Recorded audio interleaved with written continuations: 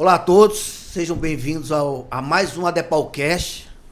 É o 5º episódio. Hoje nós vamos falar sobre um tema muito em voga, que é a liderança, né? A importância que é saber liderar equipes.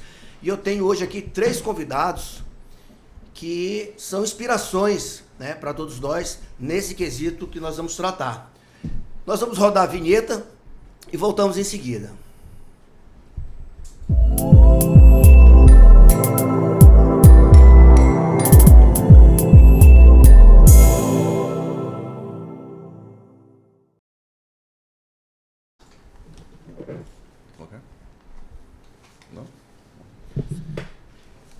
Vamos lá. Meus amigos, estamos hoje aqui com muita honra na bancada, com 3 grandes personalidades aqui no estado. A doutora, eu vou começar obviamente, né, não por cavalheirismo, mas por deferência mesmo, porque eu sou fã dela, ela sabe, acompanha as redes sociais, eu acho que eu sou o que mais comento. Obrigada. A doutora Abigail Cunha, né, natural da cidade de São Francisco, Minas Gerais, é secretária estadual da Mulher, deputada estadual eleita pelo PL em 2022 com quase 50 mil votos, é empresária e bacharel em Direito, né?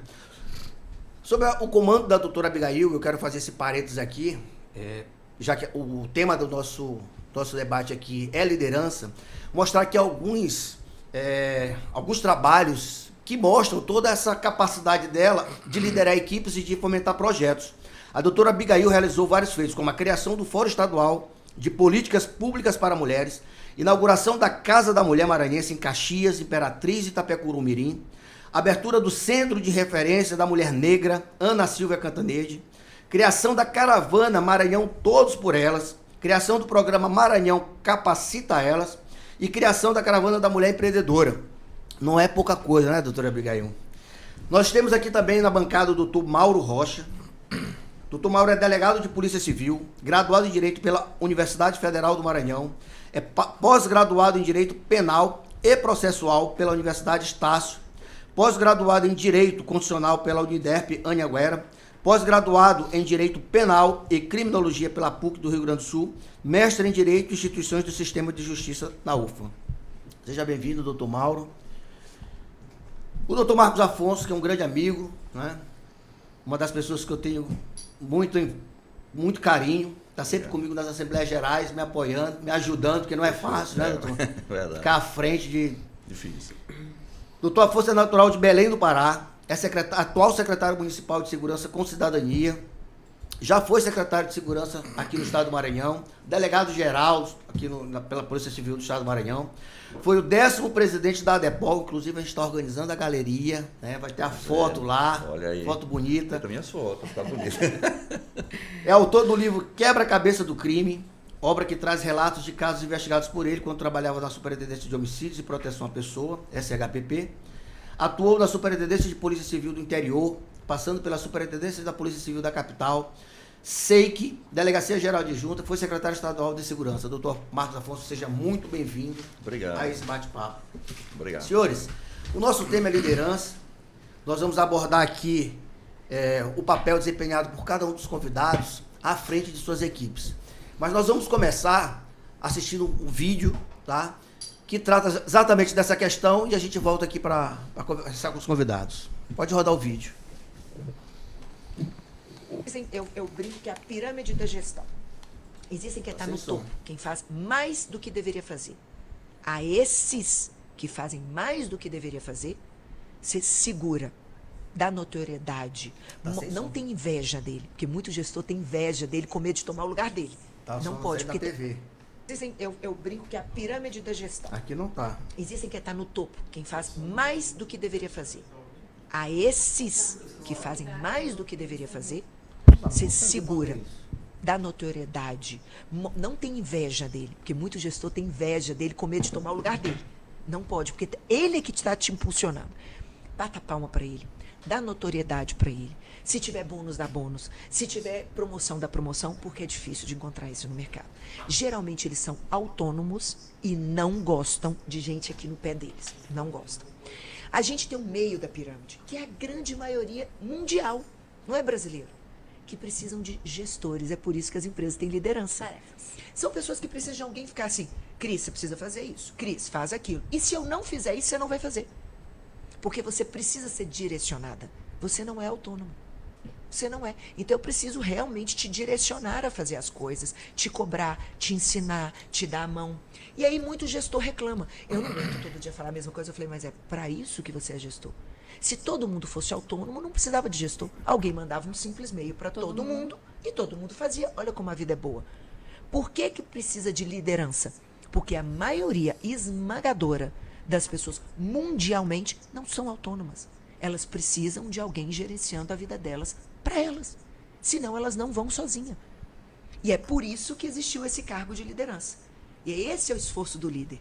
Ajudar, educar, acompanhar, controlar. E tem a base da pirâmide. Ou você está passando, um dia você foi alguma coisa e está passando por um problema e a empresa tem que entender, porque as pessoas não vão entregar o tempo todo, vai dar ruim um dia, e eu acho desonesto no dia que der ruim, azar, você é descartável. E aí a gente tem que dar a mão e ajudar essa pessoa a voltar. Sim, um burnout. Exato. Né? Não, e cai desempenho. Você separou, Sim, cai emocional, desempenho. né? O emocional bate, cai o desempenho. Ou a pessoa está cansada, está fazendo aquilo há muito tempo. Então você tem que tentar resgatar. Eu falo que é sempre melhor resgatar do que ter um novo que você não sabe quem é. Sempre melhor resgatar. É. E agora tem uma pequena parte que eu brinco que é 1% vagabundo daquela música. Tem. Aqueles que vieram no mundo a passeio, não querem nada com a dureza. Esses você tem que demitir. Então, essa é a pirâmide. Tem os que são top, deixa os caras voarem. Tem os que vão precisar de gestão, que a grande maioria é para isso que existem os gestores.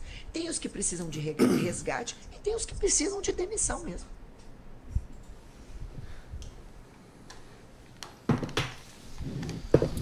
Bom, a gente viu aí que, segundo a doutora, nós temos uma pirâmide de gestão, né? E a grande maioria das pessoas precisam serem lideradas, né? Então, aqui eu vou começar aqui pelo doutor Afonso. Doutor Afonso, o senhor hoje é secretário estadual, secretário municipal de segurança pública, né? Já esteve na frente da secretaria estadual, já foi delegado-geral, o senhor já liderou grandes equipes. Qual foi a sua principal dificuldade à frente dessas equipes na questão de mantê-las animadas, inspiração? Qual foi o seu grande mote nessa questão? Bom, Domingos, primeiro eu quero agradecer a oportunidade de estar com nossos convidados, amigos aqui, porque realmente o projeto que você está fazendo já mostra a liderança, sua liderança, né? Isso aqui já é um exemplo de liderança. Você está fazendo algo que faz com que nós possamos demonstrar que a DEPOL não é simplesmente uma associação, né? É algo a mais, ou seja, lidera todos nós aqui como delegados, pessoas, a nossa secretária da mulher que está aqui, tão importante, está conosco. Então isso aqui já mostra uma forma de liderança. Então assim, na verdade liderar, eu sempre tive a ideia, né, de que liderar, eu tenho essa visão, liderar é servir, né? Servir. Você tem que servir para poder liderar. Você tem que saber o que é que a base está sentindo para você também poder agir. Claro que liderar também é muito difícil porque você tem que tomar atitudes que muitas vezes as pessoas não compreendem, né? Então assim, o que eu mais senti em relação a essa questão é você fazer com que as pessoas compreendam suas atitudes. Você tem que tomar atitudes que não vão agradar. Primeira coisa, não vai agradar todo mundo, não tem jeito. Agora, claro, eu particularmente, uma coisa que eu tenho na minha vida, eu consigo conviver com as pessoas da forma como elas são, né? Eu não quero que elas mudem para conviver comigo, eu convivo como elas são. E assim, o ser humano todo mundo é diferente um do outro. Agora, claro, você tem que ter um norte para poder fazer com que eles andem de acordo com a necessidade da instituição que você está servindo. Eu tive a possibilidade, a oportunidade de estar dos dois lados da moeda, vamos dizer assim. Eu fui gestor, né, do Estado, no município, por exemplo, agora, mas fui presidente da associação. Então, eu consegui entender os dois lados da situação. Tanto que, para cobrança que eu fazia do Estado, que quando eu vim para a DEPOL, eu já trabalhava como superintendente do interior da capital, né, já tinha essa visão. E comandei tanto o interior como a capital, isso aí, pude comandar todos os colegas, né, vamos dizer assim, que estavam trabalhando comigo na época. Porém, quando você vai cobrar do Estado alguma coisa, você tem que entender até que ponto o Estado pode lhe dar, né? E você tem que ter essa visão. Então, quando você está do outro lado da moeda, vamos dizer assim, você sabe até que ponto eu posso cobrar e como cobrar. Então, tudo isso fez com que eu tivesse uma facilidade, né, vamos dizer, até certo ponto, de exercer minha função. E assim, eu acho que o mais importante é fazer você ser ouvido, você ser compreendido. E principalmente, eu vejo uma dificuldade que existe muito, que as pessoas muitas vezes entendem que para você liderar, você tem que dar alguma coisa. E não é bem assim. Dar materialmente. Você tem que fazer com que a pessoa entenda, claro que o material é importante, compreenda que sua missão é a mais importante de tudo, né? É a missão. E você tem que passar essa informação para a base. Você tem uma missão. Tá? Você tem essa missão. Essa missão é importante que todos estejam juntos para fazer, porque senão você não consegue. Entendeu? Agora, como ela falou, né? Afonso, tu falou que é importante que a gente passe uma missão. Isso. Mas assim, o que tu no teu dia a dia, tu como secretário, o que tu te utilizava para inspirar? Porque assim, a gente percebe que nesse meio, mais do que você dar uma ordem, mais do que você determinar aquela coisa autocrática, rígida, é muito melhor que você inspire. Correto. E eu faço um testemunho que tu era uma inspiração para mim. Obrigado. Né? Tu sabe disso. Naquela eleição eu disse assim, Afonso, você vai ser candidato à reeleição. Se você for, eu estou contigo. Se você não for, eu acompanho a outra chapa. Né? Isso por quê? Porque eu vi em ti uma liderança. Obrigado. Então, o que tu fazia, já no teu cargo de secretário, para inspirar essas pessoas a seguir essas diretrizes, que a gente sabe que no dia a dia não é fácil no serviço público, com a estrutura que você tem, mesmo que é precária, você acaba ficando desanimado. Às vezes você quer fazer, você está na delegacia, você sente que dá para resolver praticamente tudo. Isso. Mas às vezes você fica ali, pô, eu não tenho os meios. Sim. Me faltam os meios, né? Então a gente acaba aquele desânimo. E o papel do líder é não deixar que isso aconteça. Justamente. Então, como é que tu fazia isso? Bom, primeiro, como eu falei, primeiro servir, né? O que é servir nesse ponto? Primeira coisa, eu sempre deixei minhas portas abertas. Tá? Eu sempre me coloquei no patamar... Dava um exemplo, né? Exemplo. Então, assim, eu sempre coloquei no patamar de igualdade com os colegas. Eu nunca me coloquei acima. Eu nunca consegui ver que, como secretário, eu sou melhor do que os outros. Primeira coisa. Tá? Por quê? Embora se tenha essa visão, né? Porque eu estou lá como secretário, então... Não, pelo contrário. Eu digo assim, quanto maior a sua... Eu sempre pensava, quanto maior a sua função, maior a sua responsabilidade, maior o exemplo que você tem que dar. Tá? Até nas pequenas coisas. Eu ia até fazer aqui um puxado aqui para aquele filme do Homem-Aranha. Tu sabe qual é a frase? Não lembra? Tu assistiu o Homem-Aranha, você. Grandes poderes é o quê? Grandes poderes é o quê, cara? Grande responsabilidade. É verdade. Essa frase ficou cérebro. E principalmente no exemplo, tá? Por exemplo, vamos dizer assim... muita responsabilidade. É muito. Grandes poderes, na pequenas coisas. Você quer ver um negócio? Você tem um colega que está sem uma viatura em determinada delegacia. Nós sabemos que hoje você pode ter o dinheiro. Você tem um dinheiro para comprar.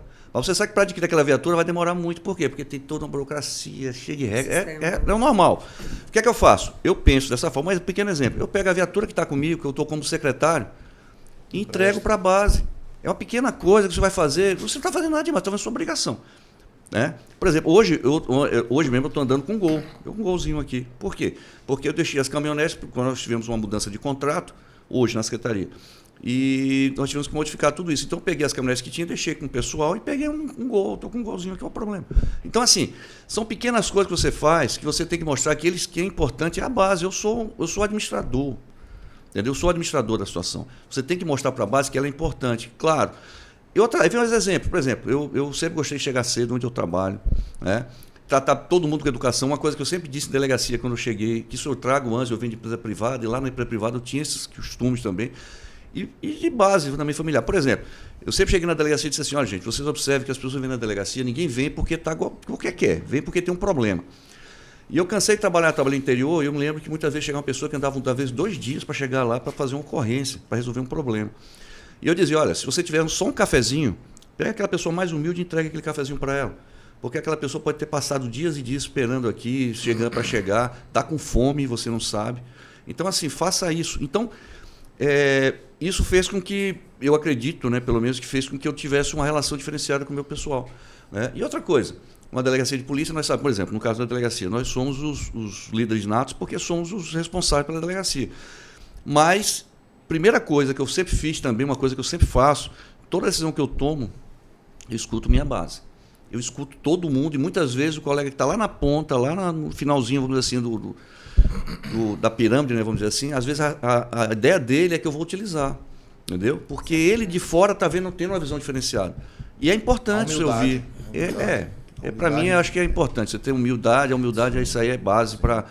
Para mim, a melhor característica do ser humano é a humildade. Isso aí, o que a Afonso tá narrando aí, é um dos tipos de liderança, que é a liderança democrática. É Sim, ouvir sim. todo mundo, né? E essa questão também, a gente não pode confundir que o líder não é cargo, não é chefia. Não. Né? Você pode ter líderes, como tu falaste Justamente. agora mesmo, lá na base. Lá na base. Deixa eu conversar aqui com a doutora Abigail, né, nossa convidada, querida, presente. Todos os convites eu faço para ela. Não deixe de fazer, não, viu? Importante. Doutora Abigail, a senhora está à frente de uma importante secretaria hoje, muito em voga, né, que trata da questão das mulheres. Eu queria que a senhora contasse um pouquinho da sua experiência à frente dessa secretaria, porque o seu papel hoje é de inspirar não só a sua equipe, mas inspirar as mulheres como um todo. Olha a responsabilidade. Então conta um pouquinho para a gente aí como é que a senhora tem atuado à frente da secretaria, exercido essa liderança tão proeminente. Olá, todo o pessoal do Maranhão. Quero saudar, claro, as mulheres maranhenses, a quem eu tenho muito afeto e para quem eu estou trabalhando na realidade como secretária de Estado. Eu quero agradecer à ADEPOL, doutor Dominício, pelo convite para estar aqui hoje.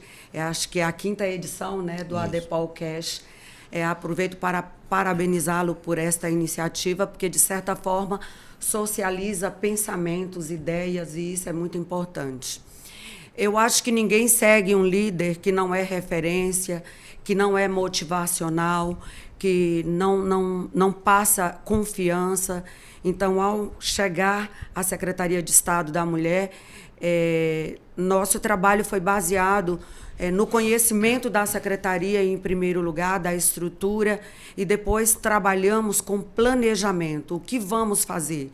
Porque em tudo que você vai fazer, que você vai executar, requer um planejamento. E as políticas para as mulheres, ela requer um planejamento específico, tendo em vista que existe um calendário de políticas públicas, de eventos e... De certa forma, hoje eu estou muito envolvida com a política da mulher, e a nossa relação, inclusive, é justamente por o senhor fazer parte da Secretaria de Segurança Pública também, que é uma das secretarias que nós trabalhamos na transversalidade, porque existe uma rede no eixo do enfrentamento à violência doméstica e familiar, existe uma rede e a gente fala muito dessa rede. E a rede é a Secretaria de Segurança, com os nossos delegados e as nossas delegadas, com as DEANs, com a própria Polícia Militar, com a Patrulha Maria da Penha, mas as nossas delegadas fazem um papel extremamente relevante e importante. Eu diria que nós precisamos aumentar as nossas DEANs, isso é muito importante. Vem aí o Ministério Público, vem o Tribunal de Justiça com as nossas juízas, a Defensoria Pública. E só para o senhor ter uma ideia como a gente precisa fazer planejamento, que eu, no ano passado, elegi justamente o eixo do enfrentamento à violência como um projeto número 1 da Secretaria. E nós conseguimos alcançar mais de 20 mil mulheres em todo o Maranhão. Descemos com desembargadores, tiramos desembargadores de dentro dos seus gabinetes, delegados, delegadas, promotoras, promotores, juízes, juízas, defensores públicos, e fomos levar ao conhecimento de muitas mulheres direitos, leis, garantias que protegem não só a integridade física, psicológica, mas a vida de nossas mulheres. Hoje nós já estamos no Maranhão com 16 feminicídios. Isso é inadmissível. Os senhores delegados que estão aqui vivenciaram isso quando estavam à frente das delegacias. Acredito que é algo assim que corta o nosso coração. Saber que uma mulher está sendo ali assassinada pelo simples fato de ser mulher, por romper um relacionamento abusivo, e isso nos causa assim um certo sentimento de repúdia, mas a gente confia justamente no papel, no poder da polícia, não só da Polícia Civil, mas da Polícia Militar e do sistema, do Poder Judiciário. Mas liderar é algo que precisa ser motivacional. Perfeito, muito bom. É muito importante todas essas ações. E assim, doutora, assim, a gente tem falado aqui que liderar é motivar, a senhora mesmo falou agora há pouco, né? Inspirar. E eu relatei na abertura do programa alguns dos seus projetos, né? Muitos projetos. Eu queria que a senhora dissesse como esses projetos podem inspirar que essas mulheres, né, saiam desse ciclo de violência, procurem ajuda. E se há algum desses projetos que a senhora tenha mais carinho, como foi desenvolvido, se teve algum que foi mais difícil, fala um pouquinho dessa relação para a gente. É um dos projetos que para mim foi assim muito importante, foi idealizado por mim e pela minha equipe, que foi o Caravana Maranhão Todos por Elas. Aí eu quis unificar, eu quis colocar uma palavra masculina com uma palavra feminina. Aí as pessoas perguntavam, mas quem é todos? Todos é justamente a rede de proteção às mulheres. Então, nós unimos todos para defender as nossas mulheres. Então, isso foi algo muito significativo, não só para mim, mas para toda a equipe, para toda a rede, porque nós conseguimos levar conhecimentos para as mulheres. Eu me recordo que em um dos eventos, em uma regional, um vereador se levantou e pediu a palavra, já no encerramento, e disse, eu gostaria de falar.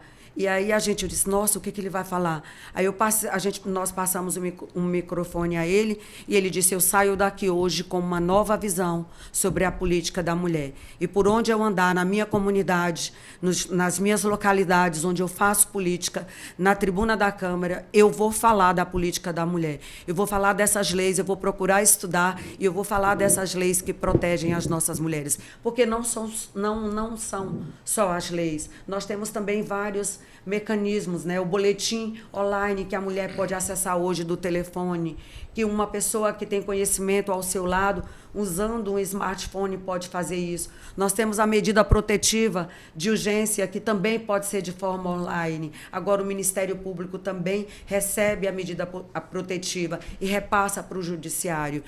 Nós temos aí o Aluguel Social Maria da Penha, que é um projeto do governo do Estado do Maranhão, que concede, dependendo da necessidade da mulher, até 12 meses de aluguel de R$600, quando é necessário a saída dela de dentro da casa, do convívio com esse agressor.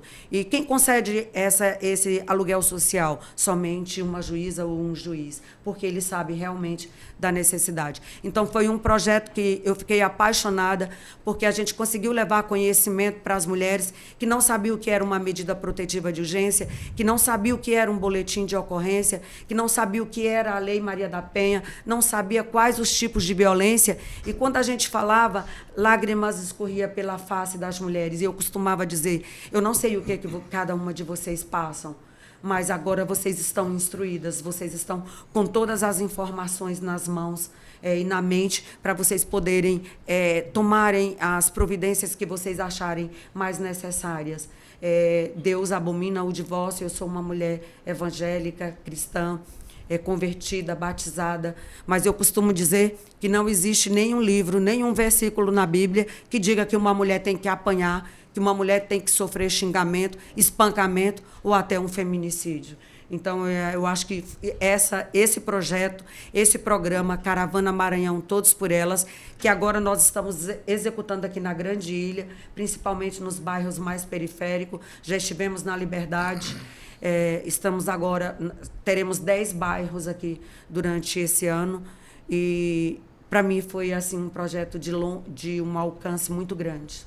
Perfeito. E outra coisa, doutor Dominici, as mulheres eram mulheres que se tornaram multiplicadoras, agentes comunitários de saúde, agentes de endemias, professores, profissionais da saúde, porque agora tem as notificações compulsórias também, que é algo assim bastante que os profissionais de saúde precisam conhecer, porque eles podem ajudar uma mulher. Embora uma mulher chegando numa unidade de saúde, num posto de saúde, se aquele profissional perceber que aquele espancamento, aquele corte, que ela diz, não, eu bati na ponta da mesa, se ela perceber que aquilo ali foi uma violência, obrigatoriamente ela tem que comunicar à autoridade policial. E isso é muito importante, e as mulheres e esses profissionais não sabiam. Então, salvar vidas, para mim, é algo muito significativo. E, como foi falado aqui, vocês já que tiveram a oportunidade, doutor Afonso, nós estamos numa missão. Eu não estou num cargo, eu não estou numa função, assim eu não considero. Eu considero isso como uma missão, que é ajudar as mulheres do Maranhão. Perfeito, parabéns. Eu reconheço, eu tenho certeza que todo mundo aqui reconhece o seu papel de destaque realmente na frente dessa luta. De verdade mesmo, eu acompanho bastante. Obrigada. E é de se parabenizar. E o que a senhora relatou aí, quando o vereador pediu para a fala no final e disse que a partir daquele momento ele ia participar de forma mais ativa, e mais na sequência a questão das notificações compulsórias, isso é o que a gente chama de capacidade de engajar. É o que a senhora fez. A senhora conseguiu engajar todo o sistema, e isso é uma característica do líder. O que mostra que a senhora tem cumprido bem o seu papel. Completando aqui, doutor Dominici, as pessoas acham que a nossa política é contra os homens, não. A nossa política é contra machistas e agressores. Isso. E envolver os homens é muito importante. E também nós lidamos com esses agressores. O Ministério Público, o Tribunal de Justiça, tem um programa que é justamente voltado para ouvir, para uma escuta, para todo um acompanhamento com esses agressores também, para que eles mudem essa atitude e esse pensamento. Que isso é muito importante, que são os grupos reflexivos. Sim, esses grupos são assim, verdade. Em relação a essa questão de não ser contra os homens, tem uma pesquisadora muito famosa chamada Débora Diniz. Sim. Ela costuma dizer que a luta do feminismo, que é isso que a senhora acabou de relatar, que não é contra os homens, é contra a violência, contra todo esse sistema de agressão, todo esse sistema do patriarcado, ele não vai ser derrubado sem que haja a participação dos homens. Tem que ter, os homens necessariamente precisam participar dessa luta para que essa luta seja vencedora. Ela é uma pesquisadora feminista da área, e ela disse que um dos papéis do feminismo é trazer os homens para essa batalha, né? Os não agressores, né? Claro. Os não machistas. Verdade. E doutor Mauro, somos amigos de infância, né, doutor Mauro? Doutor Mauro foi diretor da Academia de Polícia por muitos anos, foi corregedor-geral do Estado, recentemente, né, doutor Mauro? Eu queria que o senhor narrasse um pouquinho da sua experiência nessas duas áreas, e da mesma forma, que nos diga como é que, principalmente à frente da Corregedoria, que é um órgão que investiga... Sensível. Um órgão bem sensível. Como é que o senhor conseguia ficar à frente, né, e ao mesmo tempo inspirar, motivar, trazer a equipe de forma sempre colaborativa nessa função que é muito delicada? Delicado. Bem, eu queria aqui saudar os demais companheiros aqui de bancada, a secretária Abigail Cunha, meu dileto amigo de longas datas aqui desde de 1998, quando ingressamos nos quadros da Polícia Civil, Marcos Afonso, sua vasta experiência aqui na atividade policial, o presidente Márcio Dominici, muito bem lembrado aqui, amigos aqui de tenra idade, no Conjunto Radional. Eu quero aqui só, quem fala por último, tem o benefício de já ter ouvido e poder só colaborar um pouquinho. Sobre a liderança, eu entendo que o primeiro fator determinante para que você exerça de uma forma correta é ter conhecimento de causa daquilo que você vai exercer. É verdade. É você saber o que está fazendo, é conhecer aquela atividade como ninguém, para que você possa, a partir deste ponto, poder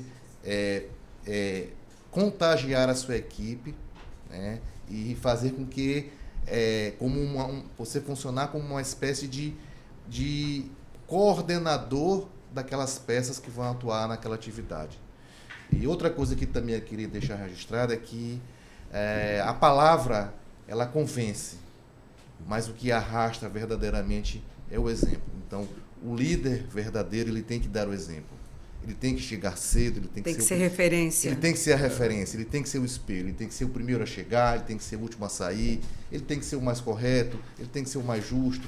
Ele tem que motivar a sua equipe através da sua conduta, da sua performance pessoal, profissional. Isso é muito importante. Como o Márcio Dominici muito bem falou, eu tive a oportunidade, e agradeço a Deus aqui, de poder ter passado por delegacias na minha vida de 25 anos na Polícia Civil, mas também ter passado por dois locais assim que me enche de muito orgulho, porque eu reputo como muito importantes para a atividade policial civil. A primeira delas foi a Academia de Polícia, onde eu fui executor de turma, eu fui coordenador pedagógico e fui diretor-geral por 2 oportunidades, 2005 a 2006 e 2009 a 2014.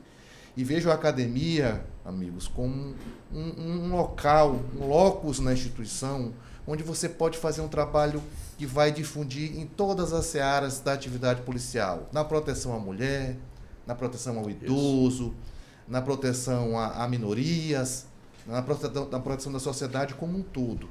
Porque é lá que você vai capacitar aquela ferramenta que você quer contagiar enquanto líder, é lá que ele vai receber a capacitação, as habilidades necessárias para poder desempenhar. De nada adianta eu dar o exemplo como líder, eu contagiar, eu chamar e solicitar o empenho de todos, se aquela pessoa não tiver uma qualificação técnica adequada. E a gente sabe que, numa atividade tão espinhosa quanto a policial civil, há ferramentas que mão de obra que não se adequam em uma determinada unidade policial, mas que se adequam perfeitamente em outra. E você tem que ter, enquanto líder, esse feeling de saber onde alocar as pessoas e também qualificá-las. Então, a Academia de Polícia Civil, deputada, o Afonso também aqui é conhecedor, o ministro também, é o local onde você pode fazer brotar uma atividade policial eficaz, de excelência, de maneira que a sociedade, que é o consumidor de nossa atividade, que ela possa receber um trabalho, ela possa receber uma atividade, ela possa se sentir protegida através daquelas peças que ali estão circunstancialmente na atividade e que possam vir a nos proteger. Porque esse, ao fim e ao cabo, é o objetivo da polícia, seja militar, seja polícia civil. A polícia militar no policiamento ostensivo, preventivo, e a polícia civil naquela fase de investigação, no sentido de tentar identificar quem for o autor do fato, a materialidade do delito. No que diz respeito à corregedoria, também é um outro local que eu passei 10 anos na Academia de Polícia em duas oportunidades. E na Corregedoria de Polícia também foram 2 passagens na Corregedoria Adjunta da Polícia Civil, uma de 2 anos e outra de 5, e estava há 5 anos cedido para a Secretaria de Transparência e Controle, onde estava lá ocupando o cargo de Corregedor-Geral do Estado. E vejo a atividade correcional, Afonso, o deputado Abigail, o Dominici, como também uma outra atividade muito importante e, por vezes, muito mal compreendida. A atividade correcional, ela não pode cingir-se apenas ao aspecto punitivo. Perfeito. Ela deve, sobretudo, ter um viés profilático, preventivo, orientador das atividades daquela pessoa que está ali na linha de ponta. Nesses meus alguns anos aí na atividade correcional, era nítido a percepção que tinha de que algumas infrações administrativas, Afonso, eram realizadas pelo completo desconhecimento do colega de que aquilo se convolava em um ilícito administrativo. Então, faltava o quê? Uma orientação. Né? Que tem que partir de uma liderança. Você trazer as pessoas para a academia de polícia, por exemplo, orientar, falar do estatuto, falar das infrações, falar de ética, falar de moral, falar de gestão, falar de liderança. Então, são atividades que estão, a senhora usou um termo muito, muito apropriado à minha fala, transversais, interdisciplinares, capacitação e correção. Porque é através de um trabalho preventivo que você vai conseguir minimizar a ocorrência de ilícitos administrativos. Agora, evidentemente que há casos em que, de fato, o Estado, enquanto ente e que tem à sua disposição um poder chamado poder disciplinar, é evidentemente que há ilícitos administrativos que ele, de fato, não só pode, como deve, é um poder-dever de sancionar aquele servidor pelaquela conduta que maculou a imagem da instituição e causou prejuízos à sociedade. Então, eu vejo que a Corregedoria também desempenha um pilar de sustentação de qualquer instituição, seja ela pública e privada também. Né? Nas instituições privadas deve existir aquele órgão censor, aquele local. Hoje se fala muito na iniciativa privada, no compliance. né? Então, que são normas internas de conduta Que são bem rígidas. bem rígidas e que podem ser já, inclusive, a demissão por justa causa, por exemplo. Então, Temos assim... casos na Rede Globo. Por- O complexo atuou de forma bem rígida. Perfeitamente. Então, as orientações, você manter aquele servidor ou aquele empregado público ou empregado privado em cima de uma linha reta, proba, é necessário.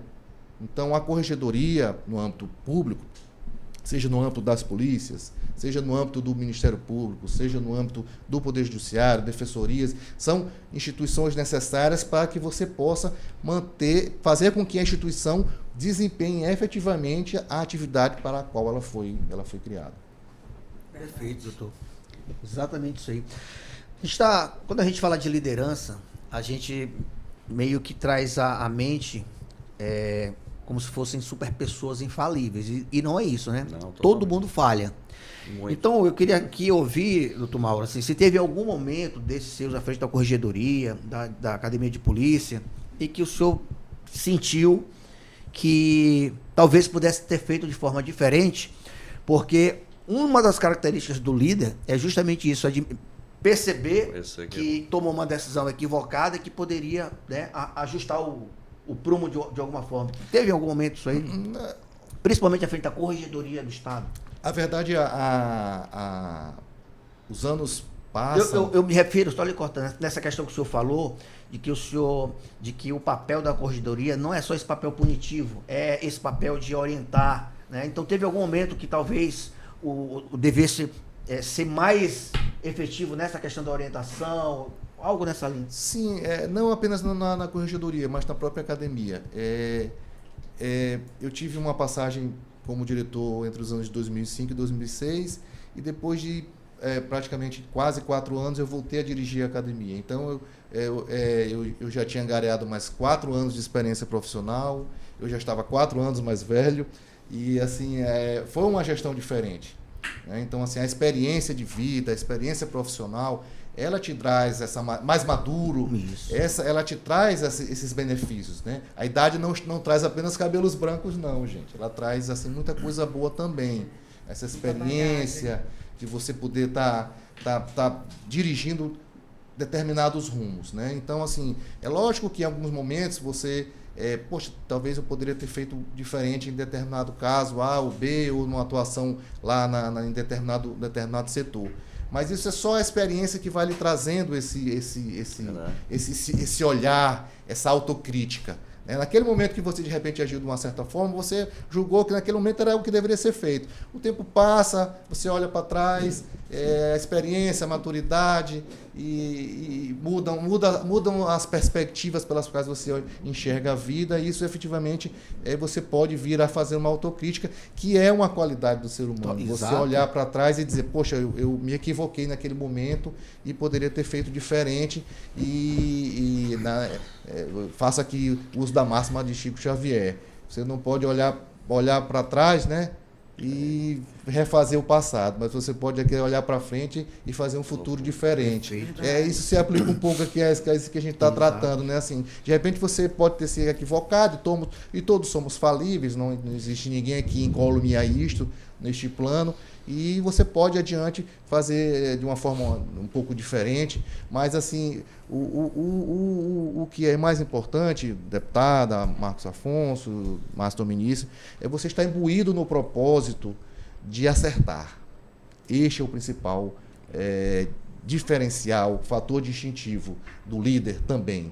É você estar ali vestindo a camisa, como se diz muito na polícia, você está compromissado, você está dedicado, você realmente querer acertar. Isso já é muito. Doutor Mauro, eu acho que reconhecer o erro não, eu acho que eu não chamaria de erro, mas de falha, eu acho que é demonstrar humildade, mas, acima de tudo, responsabilidade. E isso faz com que a equipe crie mais engajamento e mais diz, não, ele é o cara, ela é a mulher certa, ela é a liderança. Perfeito. Porque eu acho que fazer isso, eu acho que não é humilhar-se. se sentir fazer com que as pessoas achem que você é inferior. Não. Com o espírito de liderança, reconhece, né, a falha, e isso demonstra aí, de certa forma, fica bem nítido e bem visível a questão da responsabilidade realmente, porque nós somos responsáveis e nós, como líder, nós temos que ser assertivos. E se nós falharmos, nós temos que ser guiados por aquele que deu aquela ideia e a gente diz, não, aquele colaborador tá mais correto, a ideia dele é melhor que a minha. E, afinal de contas, a gente trabalha em conjunto. Ninguém consegue trabalhar só. Um líder, por excelência, ele não faz nada só. Ele tem colaboradores, e isso é muito importante. Só para complementar minha fala, Dionísio, eu sei que temos tempo, a maturidade e a experiência é algo formidável. Cada dia a gente aprende um pouco mais e coloca em prática algo de diferente. Que você colheu, que você traz lá da sua experiência profissional no seu dia a dia.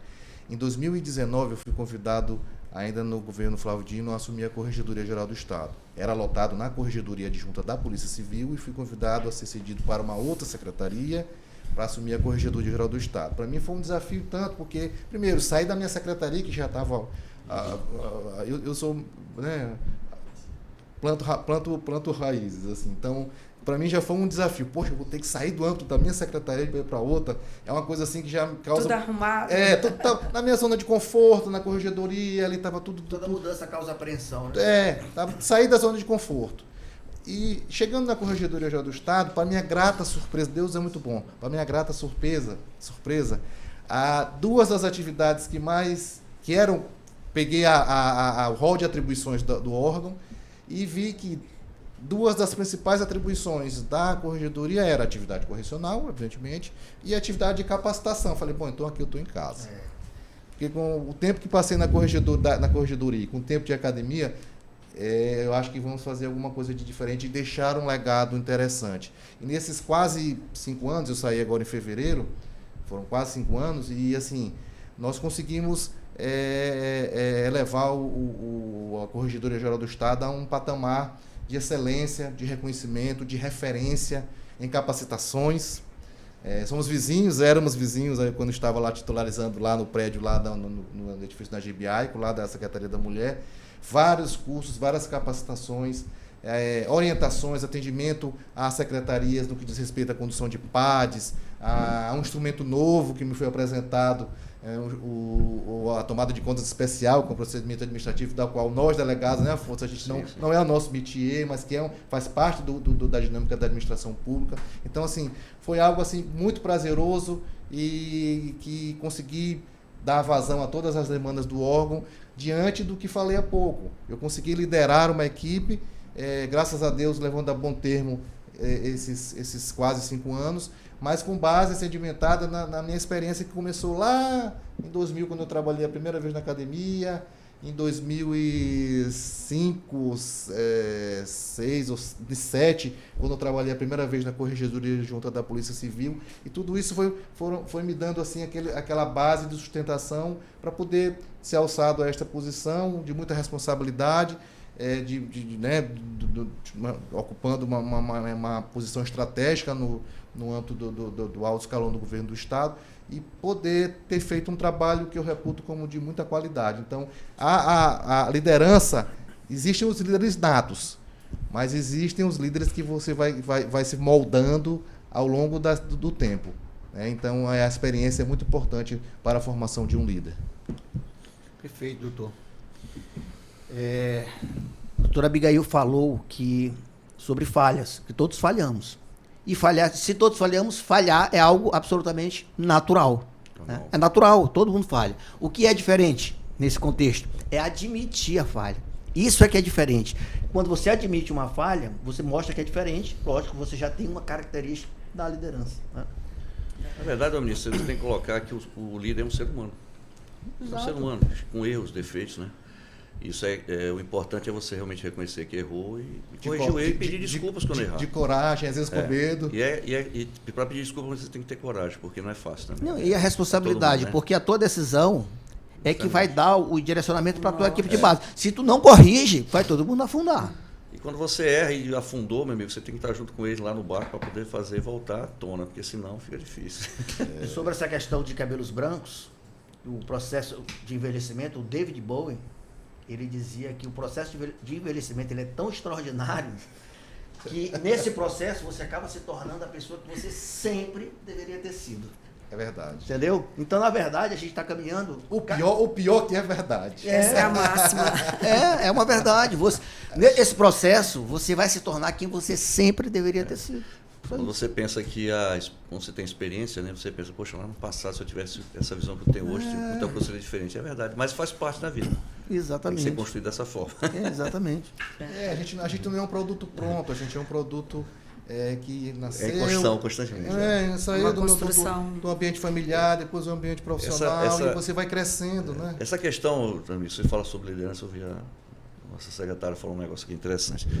Para mim, né, meu ponto de vista, o maior líder que nós tivemos no mundo foi Cristo, não tem outro. Sabe? Por quê? Ele demonstrou tudo que você vê numa liderança perfeita, ele teve, até os defeitos. A perfeição até os defeitos ele teve. Então, assim, ele mostrou que era um ser supremo, mas ao mesmo tempo era um ser humano. Né? Chorou quando tinha que chorar. Empatia. Se colocava no lugar. Se colocava no lugar do próximo, ouvia lavou os pés daqueles que mais tinham. Fazia o que dizia, ou seja, justamente. consistência no discurso, não era da boca para fora. Da boca para fora. Então, assim. Dava o exemplo. Ele dava o exemplo e foi para a cruz, né? Então, assim, você vê que no final das contas. Humilde. Foi humilde. Então, assim, você vê que para mim, eu penso, né, que para mim o maior líder foi ele. Agora tivemos outros grandes líderes também, Martin Luther King, Gandhi e vários. Mas ele realmente foi o mais importante. Nelson Mandela, para mim, foi um dos grandes também. Sim. Porque quando ele saiu da prisão, ele saiu sem ódio no coração. Isso é a coisa mais impressionante. Eu li muito sobre Nelson Mandela, eu lembro de uma história que ele estava no restaurante e tinha um cidadão que estava perto dele e ele pediu para o pessoal chamar ele para sentar na mesa com ele já presidente. E o cara veio morrer de medo, né? Era um dos carcereiros que estiveram com ele. E ele colocou ele do lado dele, almoçou com ele, conversou, ele abraçou, tal, assim. Você vê que é uma pessoa que saiu ali, você tem que ter essa visão, né? E é uma pessoa que liderou e conseguiu fazer com que a África do Sul não entrasse num colapso. Porque ele tinha tudo para fazer uma revolução violenta, né? E não quis fazer. Então, eu gosto muito de você tem que ter base para as coisas, então é importante que você leia essas biografias, né? Porque tem muita coisa interessante ali que você vai... A humildade, o grande líder, ele tem que ter vários caracteres. Um deles é a humildade. Para saber que ele ali está com uma pessoa que vai organizar o funcionamento daquela estrutura. E que ele sozinho, ele não faz nada. E de dar, de fazer as pessoas conhecerem que por trás ali dele, que está adiante de um determinado setor, de um órgão, de uma secretaria, enfim, existem pessoas que estão atrás dele lhe dando suporte. Então, e saber valorizar essas pessoas. Tem que valorizar. Isso é muito importante. Saber dizer que, olha, eu estou aqui, esse trabalho está sendo feito a contento, mas é por conta de uma equipe que tenho aqui. Eu sempre brincava lá na Corregedoria Geral do Estado, o nome é pomposo. É grande e é bonito. Mas a equipe é pequena. A equipe é muito pequena. E eu sempre realizamos lá um sem número de cursos, e eu sempre dizia... Sempre fiz questão de ir nas aberturas e nos encerramentos. Eu sempre dizia o seguinte: olha, gente, eu tenho aqui, e falei isso várias vezes aos dois secretários com quem trabalhei, a Lilian Guimarães e o Raul Mochel, eu sempre dizia, eu tenho uma equipe pequena, porém voluntariosa. E faz a diferença, né? Faz a diferença. Então, assim, a gente conseguia... E para não passar a imagem para a pessoa e dizer, não, eu sou o cara, eu é que sou o bom, né? É evidente que você, enquanto líder... tem que ter uma das qualidades, saber coordenar, saber encaixar as pessoas em um determinado local para que ela renda, para que ela produza melhor, mas você tem que saber que você é a pessoa que faz funcionar. Você não é a estrutura. Você faz com que ela funcione, mas você não é ela a própria. E que para isso você precisa de pessoas humanas, e que você precisa reconhecer esse trabalho feito por cada um. Inspirar, motivar, porque senão não funciona, né? Não. Verdade. Eu vou aproveitar essa deixa aqui, produção. Em vez do vídeo que a gente ia assistir agora, coloca aquele cardzinho lá da Nihon. Por que eu vou falar isso, pessoal? O Mauro falou de algumas características, né, do líder. Honestidade, humildade, coragem, sinceridade, né? São características do líder. Sim, sim. Por incrível que Sensibilidade. pareça. Sensibilidade. E, olha, tá tudo aqui. Isso aqui, gente. E sem falar que sem humildade você não consegue empatia. Não. Que é uma coisa muito importante. Você precisa criar empatia com seus colaboradores, senão Para poder você tem um time torcendo contra. para contagiá-los. Eu vou aproveitar essa deixa para mandar um abraço para minha amiga Nava, Rosa Nava. É uma amiga minha que eu adoro demais. Eu sou mais fã dela do que ela minha. Você conhece, né? Lógico, Conhece, claro. delegada de polícia. A Rosa está com esse projeto aqui, é uma empresa especializada em turismo no Japão. Ela adora o Japão, ela ama o Japão. E por que que isso não é mexendo não, tá? Isso aqui é de coração. Tem convênio com a Depol, É, Afonso? tem convênio. Mas isso aqui foi ontem à noite. Eu vou citar essa questão aqui porque a gente está falando dessas características, né? Ela prepara tudo para o Japão. Assim, você vai e não se preocupa com nada, só o passaporte, mais nada. Vai lá, tudo. Minha O turma, guia, por favor, uma foto aqui, ó. com tradutora, tudo. É perfeito. Ela tá me convencendo aí, eu tô com vontade. Eu falei isso aqui porque a gente falou nessas características e o Japão, o Japão é meio que destaque quando a gente fala em liderança, em organização e tudo, né? O Japão, ele é meio que emblemático. Vocês lembram que na Copa talvez não lembre, mas na Copa do Catar, Do lixo. tu lembra dessa aí? Que acabou o jogo, todo mundo foi embora, a parte da torcida do Japão, todo mundo tirou seu saquinho aqui, ó, cata o lixo. E aquilo ali repercutiu demais, né? Aquilo ali é uma filosofia no Japão que vem desde criancinha. Nas escolas, eles ensinam aquilo. Então, você cresce com aquilo, né? O Japão tem algumas filosofias nessa parte aí de liderança que são muito emblemáticas. E um código lá, tem um código muito antigo, fui pesquisar, código de Bushido. É o código na época dos samurais, na época feudal. Até hoje eles seguem isso, pra tu ter ideia. E lá fala das características da liderança. Honestidade, humildade, coragem, É uma questão sinceridade. cultural, né? O Japão tem uma Cultural. questão cultural que o Brasil tem que melhorar. Vamos ser realistas, nós temos que melhorar muito nisso aí. Você vê nas escolas hoje, nós temos um problema muito sério. Muito sério. Por quê? Você está tirando a liderança do professor. Hoje o professor falar, antigamente eu me lembro que você tinha muitas vezes que se levantar para o professor entrar na sala. Eu nunca achei errado isso, não achei humilhação de ninguém isso. E você mostra a liderança do professor, você cede essa para ele, que tem que ser. Mas hoje não, hoje às vezes você vê a agressão contra o professor vai reclamar, que é natural chamar atenção, claro, dentro de uma coisa natural, não, né, sem exagero. Você muitas vezes tira, né, a autoridade do professor. Então, assim, são culturas que nós vemos aí que só evoluem. Eu não vejo nada de... Você vê o Oriente, ele tem essa vantagem, né? Eu acho que muitas vezes, assim, Lá o professor é muito valorizado. Você não pode misturar liberdades, né? Liberdade com libertinagem. Eles saíram do caos após a Segunda Guerra, Pois país é, destruído, olha só. reconstruíram um país justamente com Liderança. liderança, com disciplina. Justamente. Para ver como Então, isso é assim, importante. Muitas vezes as pessoas não querem seguir uma certa disciplina, achando que aquilo vai controlar a sua vida. Não é. A disciplina vai te encaminhar, ela vai, no caso da liderança, o que ela faz? Ela faz que você caminhe no caminho certo.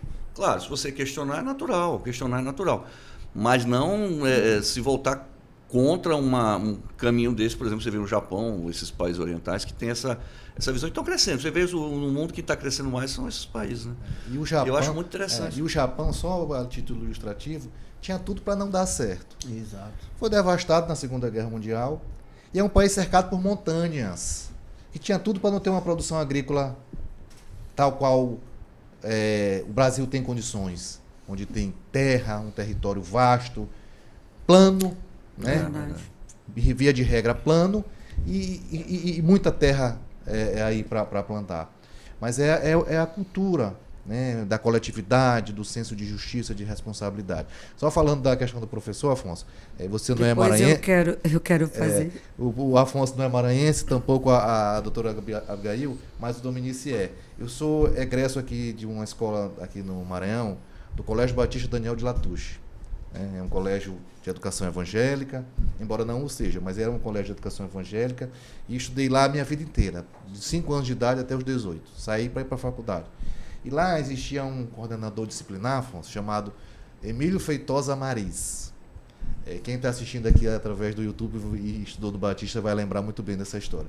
O professor Emílio, ele era um diretor disciplinar encarregado de manter a disciplina na escola, que à época a estrutura nossa era lá na unidade ali do João Paulo, uma estrutura enorme, e tinham muitos alunos, e ele era o responsável por manter a disciplina.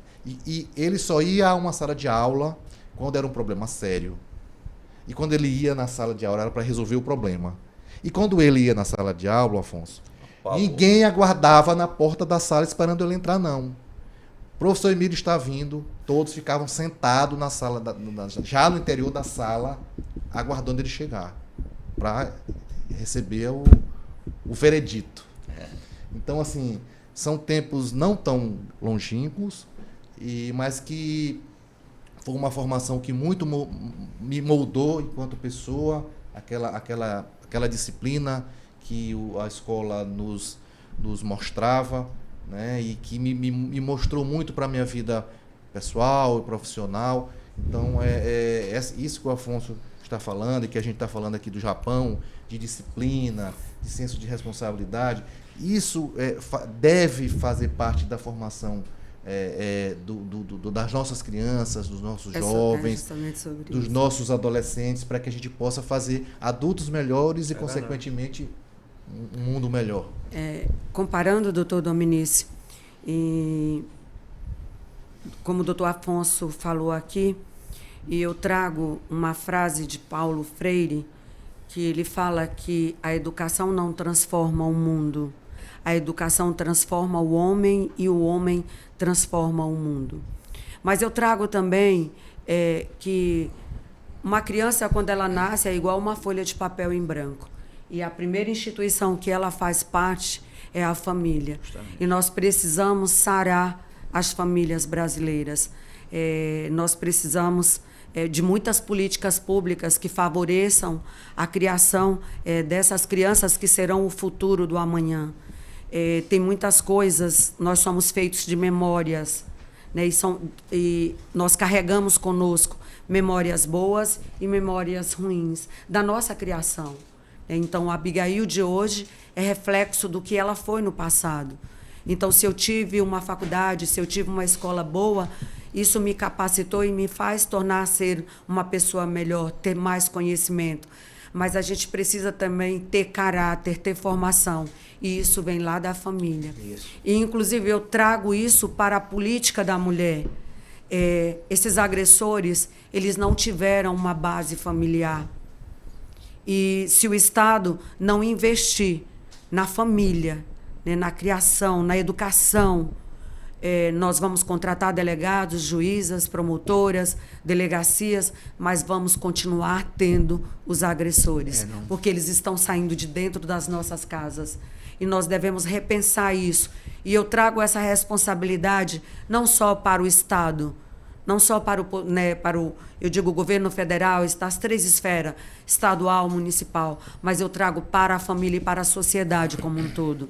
Se a sociedade não der as mãos para essa tratativa, né, para a política de gênero, para a política de respeito, nós vamos continuar vivendo esse país diferente do Japão. Que eu quero conhecer e vamos marcar para irmos juntos. Vamos.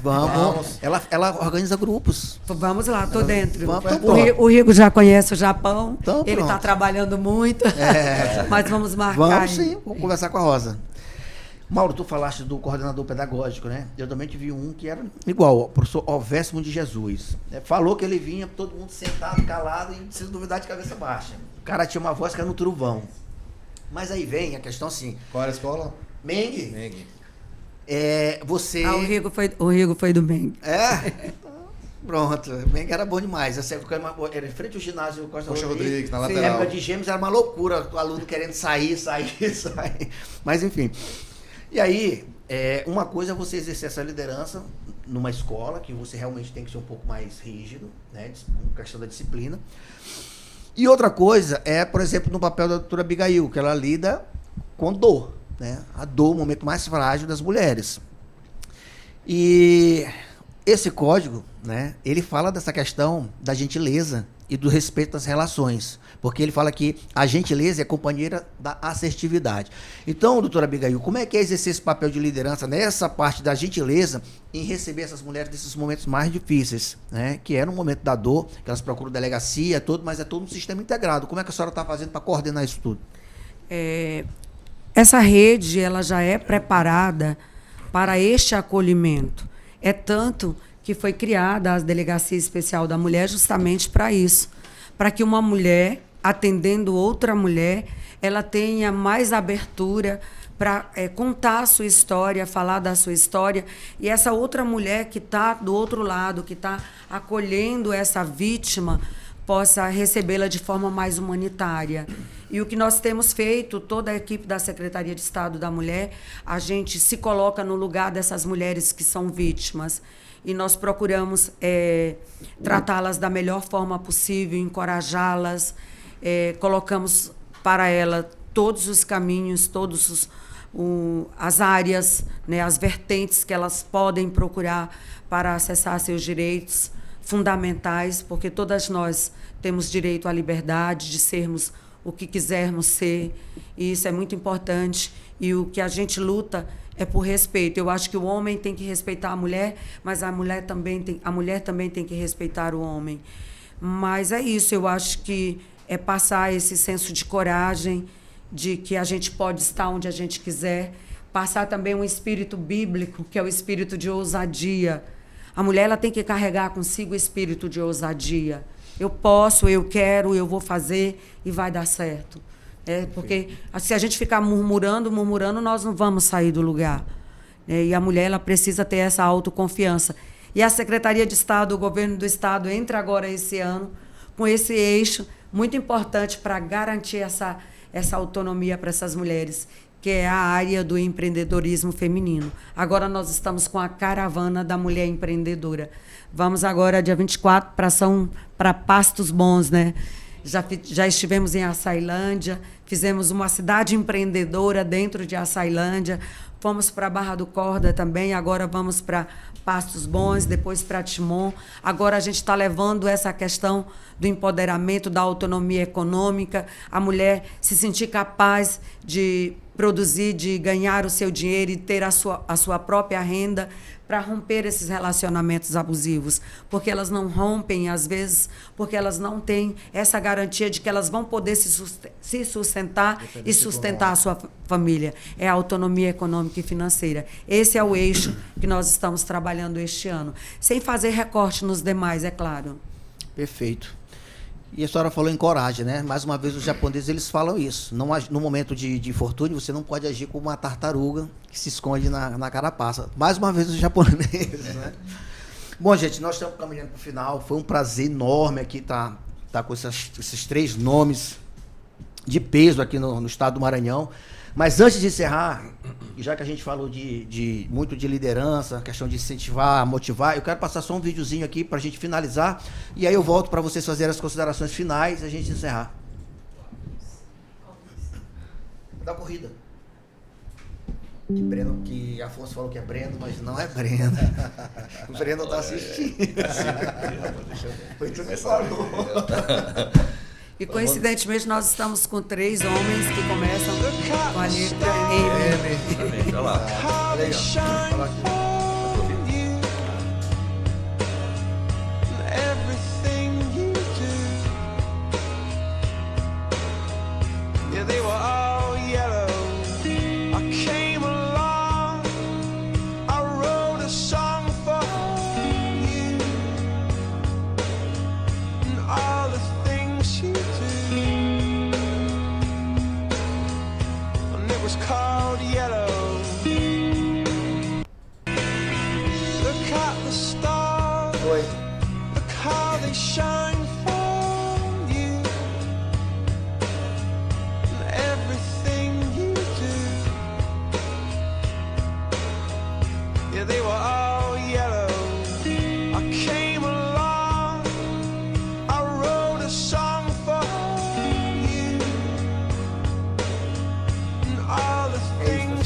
Já tem críticos demais, né? Tá na hora da gente mudar um pouco o discurso. Eu sigo o Ricardo Melo no Instagram. Ele é espírita e tem um programa, inclusive ele tem um podcast também, no Instagram, no Telegram. Ele também tem um canal onde ele faz lives, tá? Assim, é muito motivador. O vídeo mostra isso aí, que assim, é muito fácil, qualquer deslize teu, todo mundo quer apontar o dedo, todo mundo quer te crucificar. A sociedade, ela tá num momento muito que precisa realmente de cura. Então, pessoal, vamos aqui com o encerramento, tá? Quero agradecer demais aqui a participação de vocês. Afonso aí com as considerações finais. Depois Vou ser breve. E Mauro encerra. Bom, Edomir, primeiro, obrigado por esse convite, né? Parabéns por esse projeto maravilhoso. A Depolcast está colocando, né, a nossa associação num momento de futuro, né? Como todo mundo está hoje, é um trabalho bem interessante, as pessoas acompanham bem os podcasts. É uma forma de realmente fazer com que nós possamos chegar, né, nossas mensagens aí para toda a comunidade, além dos próprios colegas delegados. Então, parabéns. Eu gosto de hoje, por exemplo, dizer o seguinte, né, fazer propaganda de ninguém não, mas assim, eu tenho um líder hoje que eu acompanho e sigo muito, que é o nosso prefeito Eduardo Brade. Ele não para. Então, assim, é um exemplo para mim, né, um rapaz jovem que escuta também. É interessante, ele escuta, quando a gente conversa com ele, ele escuta. E ao mesmo tempo ele não para, né? Ele segue, você de manhã, tarde, noite está na rua, trabalhando, nos liga de madrugada, a questão da acessibilidade. O líder não se exime do trabalho do outro, ele bota a mão na massa. Ele que está na frente mesmo. E eu lembro que uma vez, né, eu trabalho com a Defesa Civil, né? Nós até temos uma equipe aí trabalhando, temos um pessoal também no Rio Grande. Conseguimos agora 12 toneladas de equipamentos, materiais, alimentos e outras coisas mais, mandamos para lá. E eu lembro que uma vez, uma chuva muito forte, ano retrasado, ano passado, ele me ligou 3 horas da manhã. Ele lembrou de uma senhora que eu não lembrava, confesso que eu não lembrava, de tanta confusão, mas você imagina, uma pessoa que é um governador, um prefeito, tem bilhões de problemas. Ele ligou: Afonso, como é que está a situação lá e tal? Eu falei, ele me disse: olha, você lembra daquele caso? Aí foi quando eu lembrei, disse: rapaz, aquela situação a gente tem que resolver, aquela senhora está numa situação tão... Quer dizer, e ela não sabe o que falou, ninguém sabe. Quem sabe, eu e ele naquele momento. Então, assim, isso eu acho que é uma sensibilidade, é algo que o líder tem que ter, né? Ele tem que ter de se preocupar com alguém que você não está nem pensando nele. Você é assim que é uma liderança. Então, eu acho que ser um líder é algo que você aprende a ser um líder. Acho que dá para aprender a ser líder. Mas é importante que você tenha do coração um pouco diferenciado, né? Porque você se dá, você vai se doar. É por isso que eu digo que o líder precisa servir para poder ser um líder, porque quando você serve, você sabe o que o outro lado está passando, entendeu? Mas, obrigado, muito adorei ele mesmo, manda um abraço pro Rico, eu adoro o Rico, meu amigão, gosto muito dele. Tá, pode mandar, que eu gosto muito dele. Com a doutora Abigail, ele é uma pessoa maravilhosa, dessa caravana, falei com ele, pessoa muito simpática. Eu não esqueço dele quando ele fez essa homenagem para mim, quando eu assumi a Secretaria de Segurança Pública, ele fez uma homenagem para mim na Assembleia, parabenizou e tal, eu gosto muito dele, uma pessoa maravilhosa, viu? Maurinho, um abraço, mandar mais fotos nossas lá na academia, nós éramos, né, um pouco diferente, bem esbelto, por sinal. Tinha que correr a favor do vento que contra o vento, o negócio era difícil para nós dois, a gente tinha um magrinho lá. Aí, parabéns à equipe que está aqui apoiando aí o trabalho da Depol, do podcast, Depolcast, não só agora, né, como sempre, estão com vocês aí, né, Luiz? Isso é muito importante, tá? Então, um abraço a todos, estamos juntos. Minha assessora não é meu braço direito, é os dois braços. Eu mando mensagem para ela, tarde da noite, não precisa tu responder não, viu? É só para tu ler. Só para não esquecer. É só para não esquecer. Doutora Abigail, por favor. Para mim foi um prazer muito grande estar aqui, completando este quadro com 3 homens, 3 personalidades, autoridades, delegados competentes, com uma carreira brilhante. E falar desse vídeo aí me trouxe aqui na minha memória, assim, até me emocionei um pouco. É disto que nossas mulheres estão precisando, de alguém que olhe para trás, porque quando uma mulher sobe, ela tem que estender a mão para trás e puxar aquela que está precisando dela. A gente está precisando de mais empatia, de mais amor. O mundo está precisando. E esse vídeo retratou bem isso, essa questão do amor. Acho que a gente está precisando espalhar amor. O que está acontecendo no Rio Grande do Sul? Nós estamos aqui e nós estamos solidários a todo o povo do Rio Grande do Sul. É isso que Deus quer da gente, esse espírito de solidariedade, de humanidade. E, enquanto secretária de Estado, eu quero continuar assim, cumprindo a minha missão, mas, acima de tudo, com competência, sim, mas, acima de tudo, com muita humildade, me colocando sempre no lugar daquela mulher mais vulnerável, mais excluída. E nós temos um governador que é sensível a esta pauta, que valoriza e que respeita todas as mulheres e que tem dado, dentro dos limites, claro, financeiro do Estado, todas as possibilidades para que a gente possa desenvolver um bom trabalho. Mas antes eu quero fazer aqui uma referência que vai para o nosso secretário de Segurança Pública, a exemplo do que falávamos aqui das escolas. Hoje, as escolas militares, elas são referências dentro do estado do Maranhão. Em Barra do Corda é uma competição, uma luta, os alunos estudam para fazer o teste para entrarem na escola militar, porque não é só o ensino, né? É a postura, é o comportamento, é a ética, a disciplina. Isso é muito importante na construção da sociedade que nós queremos, doutor Dominici. Então, muito obrigada, eu estou muito feliz, me coloco à disposição sempre. Muito obrigada mesmo. E foi um prazer estar ao lado de vocês aqui hoje. Sempre bem-vindo, doutor. Doutor Mauro, seus esclarecimentos.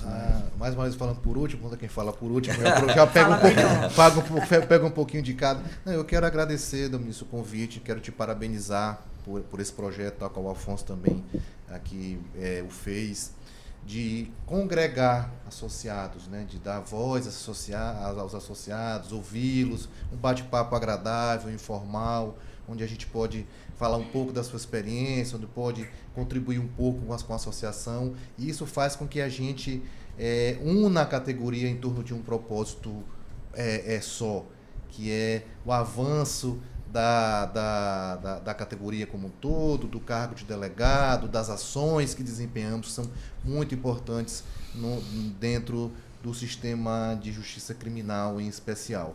Então, eu te parabenizo, te desejo sorte na condução dos destinos da associação, me coloco à sua disposição para o que você achar que eu puder colaborar, né, com a DEPOL, e me chame outras vezes para esse momento que eu adorei. Não, com certeza. Também quero parabenizar aqui o Afonso, um amigo desde como falei há pouco, desde 98, pelo trabalho que tem feito, pela sua brilhante carreira na Polícia Civil, o trabalho que desempenhado, Afonso, agora a gente conversava aqui antes de entrar no ar, o trabalho que você tem feito de reconstrução da Guarda Municipal, uma estrutura, um órgão municipal que integra o sistema de segurança pública hoje até em nível constitucional, como ele estava me dizendo, e que também tem muito a contribuir aqui com a sociedade ludovicense em especial, para que a gente possa assegurar essa paz, essa tranquilidade, essa harmonia que é o desejo aqui da nossa sociedade. Quero também, não posso me furtar aqui de parabenizar a secretária Abigail Cunha. Eu estava até pouco tempo atrás muito perto assim da estrutura do governo e acompanhava de perto esse trabalho que é desempenhado, que é digno de nota, é digno de destaque, um divisor de águas, o trabalho que tem sido realizado pela estrutura de proteção à mulher no estado do Maranhão.